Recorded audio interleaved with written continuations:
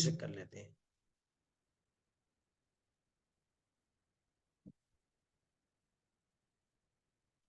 बहुत माजरत, इससे पहले वाले सबक की इब्तदाई रिकॉर्डिंग के लिए उसको बटन को प्रेस नहीं कर पाए, और बाकी ये तो अभी जो इससे पिछली चली गई उसके लिए ये कि नेक्स्ट जो पहले हम पढ़ चुके थे उसी की रिकॉर्डिंग आपको भेज दी जाएगी।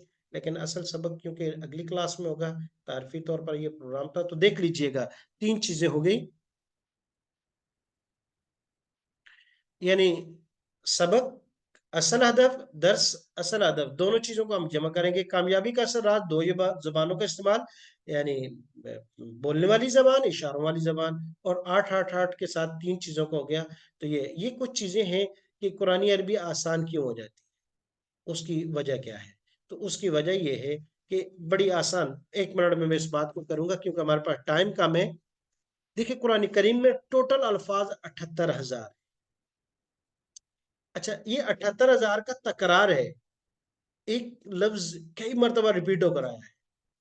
अगर इस तकरार को, इस रिपीटिशन को अगर हम रिमूव कर दें, खत्म कर दें, तो ये टोटल कुरान मजीद के अल्फाज जो है वो सिर्फ 17,000 है। जैसे देखें, हजरत इब्राहिम अलैहिस्सलाम का वाकया कितनी मरतबा कुरान करीम में है, हजरत मूसा अलैहिस्सलाम का, तो कितनी मरतबा उनका नाम इस्तेमाल हुआ है, तो उसको एक मरतबा काउंट किया जाए, शुमार किया जाए, ज्यादा ना किया जाए, जो तकरार है उसको निकाल दिया जाए। तो इस तरह तकरार जो अल्फाज बार बार आए उनको खत्म किया जाए, तो ये 17,000 अल्फाज है। अच्छा, 17,000 अल्फाज भी इस तरीके से हैं कि अरबी ग्रामर, ये जो कुरानी अरबी से हम शुरू कर, इसको जब पढ़ लेंगे तो ये 17,000 सिमट कर 4,500 में आ जाएगी। कैसे? जैसे फॉर एग्जाम्पल एक लफ्ज है अल इल्म।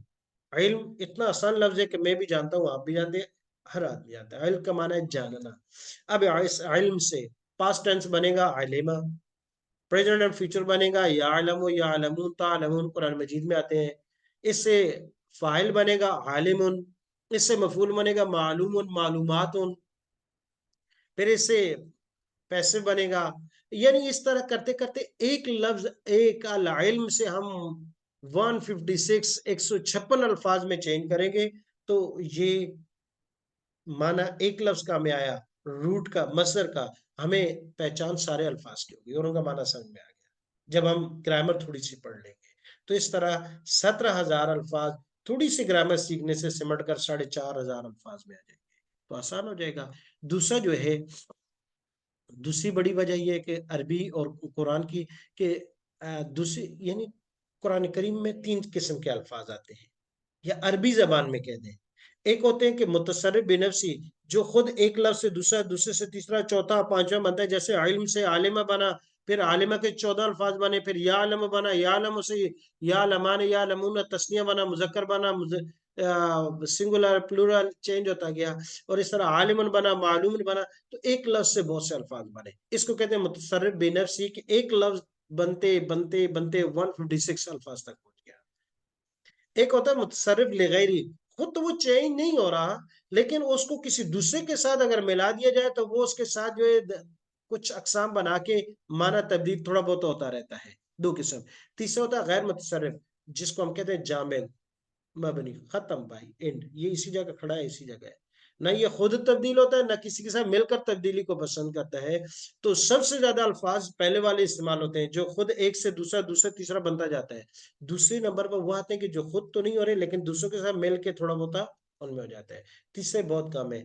तो हम जो है ये पहले मुतसर्रिफ, वो लफ्ज जो दूसरे से लफ्ज खुद बनता है, और ये वाले, ये ज्यादा इस्तेमाल होते हैं। तो जब इनको हम पढ़ेंगे तो बाकी बहुत कम तादाद रह जाएगी, उनको हम फिर आसानी से पढ़ सकते हैं, उनको हम बड़ी आसानी से पढ़ सकते हैं। देखिए, ये आ गए अरबी जबान के चार मशहूर खानदान जो हमने पढ़ने हैं, जिसकी वजह से हमारे लिए अब सीखना आसान हो जाएगा। अरबी जबान भी, कुरान भी, इसके अलावा बाकी चीजें भी। वो क्या होगी कि अरबी अल्फाज के चार मशहूर खानदान है। पहला खानदान 6 अस्माए मौसूला। देखें कुरानी तादाद, 6 लफ्ज हम एक दिन में पढ़ेंगे कुरान करीम में 1,864 मरतबा इस्तेमाल हो। गोया कि 6 अल्फाज हम पढ़ेंगे कुरान मजीद के, 2,000 अल्फाज तक हमारी रसाई हो जाएगी। दूसरा खानदान 12 अल्फाज होगी, इसमें इशारात है, बिल्कुल आसान है। ये भी एक दिन का लेसन होगा, एक दिन कर लेंगे। 1,018 अल्फाज कुरान मजीद में इस्तेमाल हुए हैं। तीसरा खानदान जमायर का, प्रोनाउंस का, यानी ये रिलेटिव प्रोनाउन, ये डोमेस्टिक प्रोनाउन, और फिर आ जाएंगे प्रोनाउन जमायर। ये कुरान करीम में 5146 मरतबा इस्तेमाल, बल्कि शायद ये कम तादाद है, गलती होगी इसमें, इनकी तादाद इससे भी ज्यादा है। तो ये कितनी तादाद बढ़ गई, छोटे छोटे। और चौथा खानदान है जो हम पढ़ेंगे तो अफ़ाल की तादाद मालूम नहीं हो सकती, तकरीबन 20,000 तक अल्फाज है, 20,000 तक मुख्तलिफ उससे, जो लेवल 1 में हम पढ़ेंगे। लेकिन एक फेल को हम समझेंगे तो उसके जरिए से फिर दूसरों को समझना आसान हो जाए। तो ये है, यानी 4 खानदानों तक हम उनको खानदान के बार से पढ़ेंगे, जिस तरह हमारा समझना अल्फाज तक रसाई आसान हो। तीसरी ये है कि कुरान शरीफ या अरबी जबान के अक्सर अल्फाज 8 सीगे 8 गिरदानों की शक्ल में होते हैं। 8 सीगे से मुराद है 8 अल्फाज, और 8 गिरदानों से मुराद है वो चैप्टर है एक खास किस्म का, उसमें 8 अल्फाज होते हैं। तो ये 8 अल्फाज वो 8 गिरदानी हैं, 8 चैप्टर अलग अलग हैं।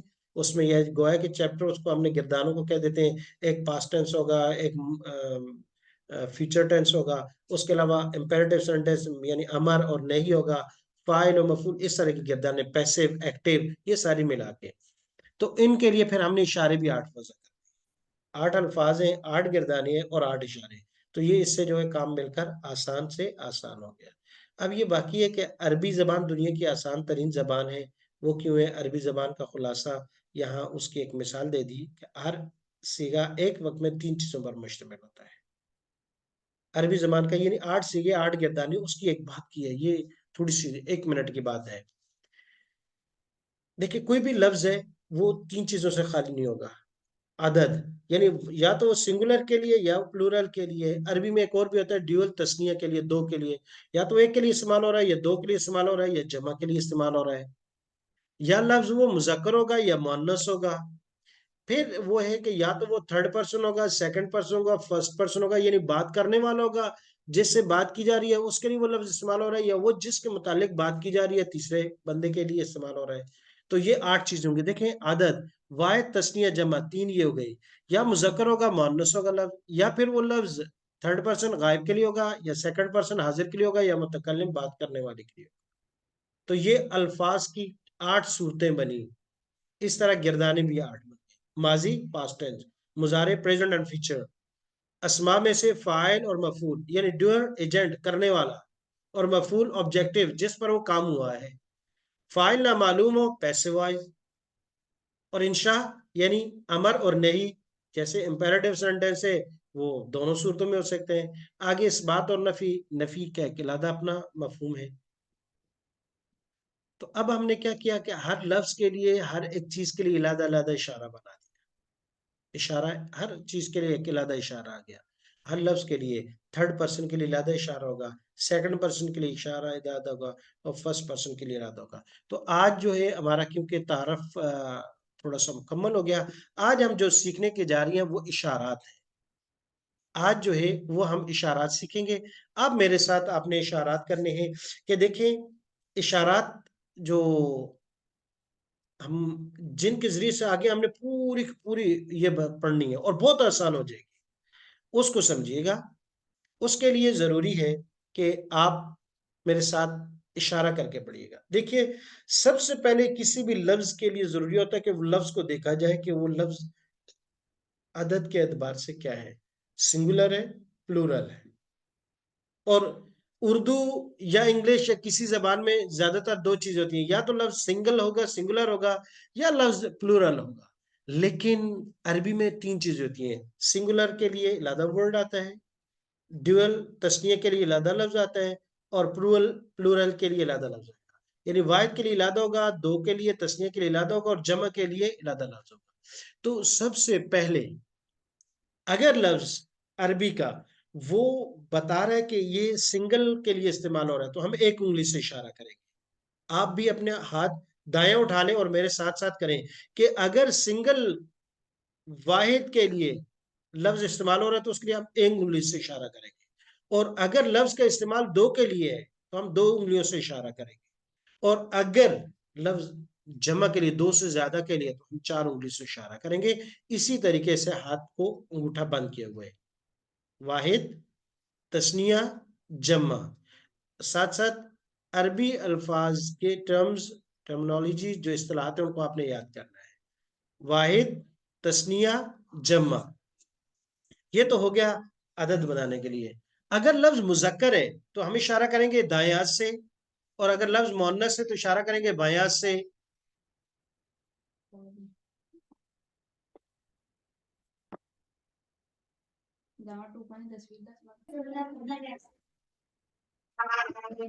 जी,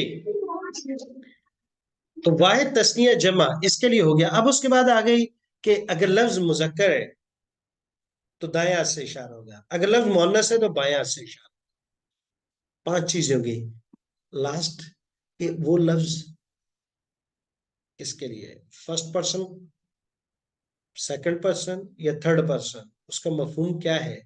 अगर वो थर्ड पर्सन के लिए तो हम इशारा दाएं से बाएं करेंगे, अगर वो सेकंड पर्सन के लिए तो इशारा सामने होगा, अगर वो फर्स्ट पर्सन के लिए तो इशारा अपनी तरफ होगा।